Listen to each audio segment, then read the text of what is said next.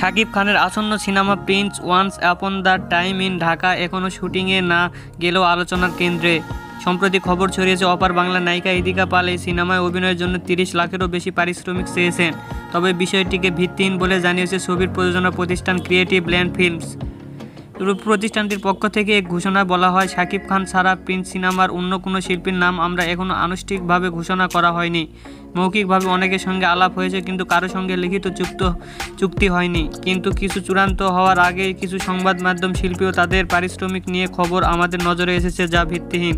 একই সঙ্গে বিষয়টি প্রযোজনা প্রতিষ্ঠানের জন্য বিব্রতকর বলেও জানিয়েছেন। ঘোষণা আরও বলা হয়, শিল্পী ও সিনেমা সম্পর্কিত আমরা সব কিছু অফিসিয়ালি জানাবো। শুরু থেকে প্রিন্স সিনেমা নিয়ে সংবাদ মাধ্যম ও দর্শকের আগ্রহ সমর্থন আমাদের মুগ্ধ করেছে।